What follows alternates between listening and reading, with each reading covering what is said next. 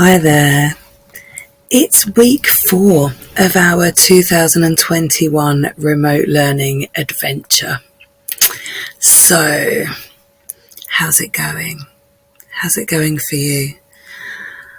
I don't know about you, but I'm finding that I'm expending a lot of energy in producing, not just producing remote lessons, but actually presenting them and facilitating them. And I find that I am using so much energy, probably more than I would in the normal classroom. And what that's doing is it's possibly putting me on a road towards some kind of burnout. And I'm trying to be very mindful of this. So I've embedded the things I've talked about in the last few weeks: more collaboration time for students, more talking time for students, plenty of interaction. But what I've noticed, even though I'm embedding that all into the main body of the lesson, is at the beginning of the lesson, I am children's TV presenter. Hi everyone, how are you doing? Give me a hello in the chat box. Tell me how it's going. Give me a word to describe your day. Give me 3 examples of this sociological policy. Do this, do that. Oh wow. And then I'm responding. I'm seeing, if I see something about well-being, I say, oh, come on guys, I hope making sure you get some fresh air. I hope that you're taking irregular breaks. I hope you're keeping hydrated through the day, doing your eyes away from the screen exercises, going into full-on counselor mode, problem-solving mode, compassionate, empathetic, trying to be everything to everyone in the first 5 minutes of the lesson. Now, it's probably giving everyone a sense of nervous energy, if I'm really honest, and it's probably not doing me any good. So, my focus for this week is a calm start to the lesson. We're not getting, as teachers, and students are not getting to walk between classrooms, to get that bit of fresh air you sometimes get between lessons. We are not popping to the staff room to make a cup of tea between lessons. We're not saying hello to a few colleagues between lessons. We are going from one remote lesson into the next. And if that's happening to us, it's happening to our amazing students who are doing so well in this period. I'm just overwhelmed with how interactive and positive and grateful they are, and how much progress they are making, even though we haven't set foot in a classroom this year, which is, I just think, is a real credit to them. But are they feeling the same? Are they walking into this virtual room and their head is still in the last lesson, and this transition is very different between lessons through the day? So my focus this week is to have a calm start to the lesson and to have a 5-minute do now activity. Now, DNAs, do now activities, bell work tasks, starters, stimulus, whatever you call them, they're not new, are they? They're not a new invention. They've been around, since pedagogy began, really. We've always done something to get people energized, to get people thinking, to give them a moment at the beginning of the lesson to respond to something.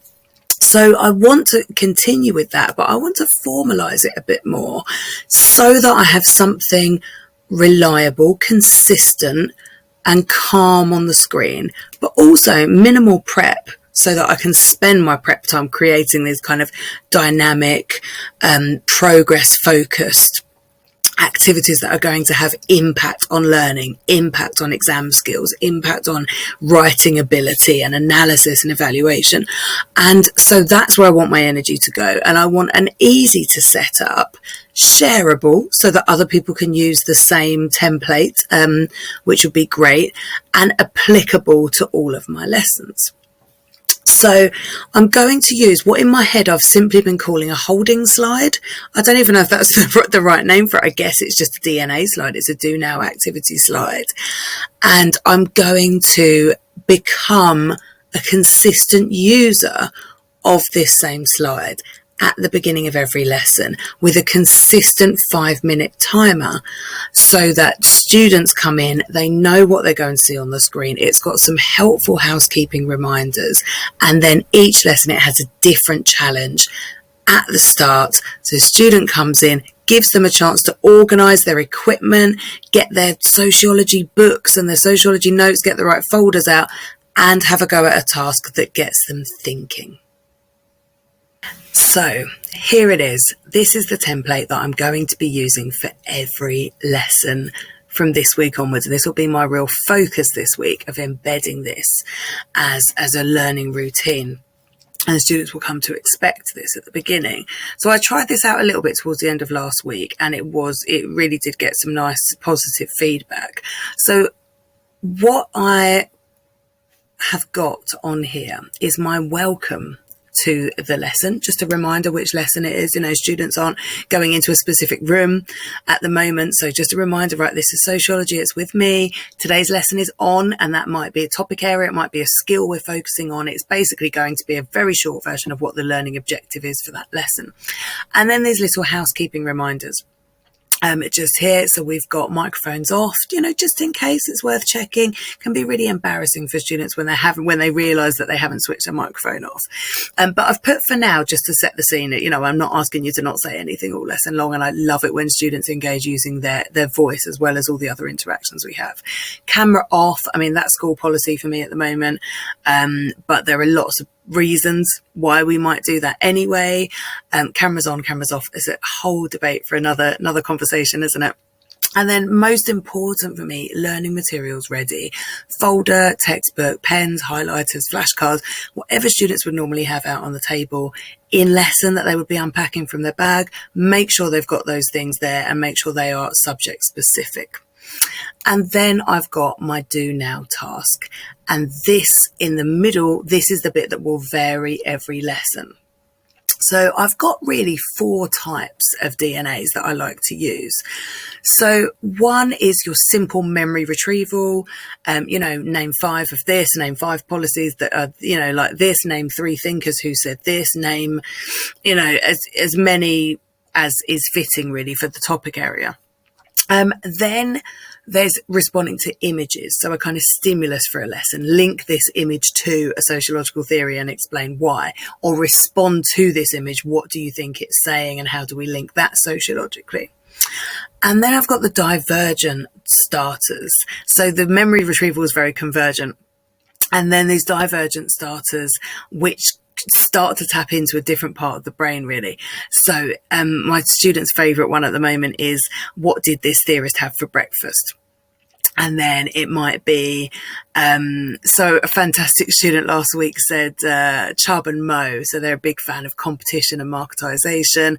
And they said Chubb and Mo would have a full English breakfast because they've got lots of choice of different things on their plate, and that would therefore make their day more effective.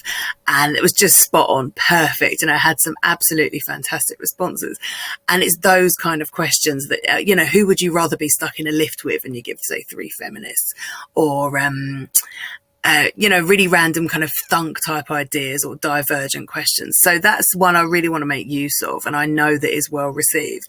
And the 4th one is power lists. So, simply give me a list of as many concepts as many policies, as many prime ministers, as many, concepts related to this particular topic. And so a fantastic sociology teacher that I'm lucky enough to work alongside calls these power lists. And I just think that they are a fantastic idea. And there's a real differentiation by outcome with those, because you will have students who struggle and are really looking through their notes and trying to find something, and you'll have students who've got 20 things in a list. And I think that's quite it's a challenge for everybody involved. So the 5-minute timer just up there, that's, every time I do this, it's going to be 5 minutes. And that hopefully is going to set the scene for this 5 minutes of calm, 5 minutes of getting your head into sociological thinking, 5 minutes of hopefully looking through your notes and trying to find something and really sort of getting you in that learning space and in that stretch zone that I want the students to be in for ideally most of the lesson. So let's see how it goes. Join me on this journey if you would like to this week. Give me a shout if you would like a copy of the template, because it's just really important to share these things, isn't it?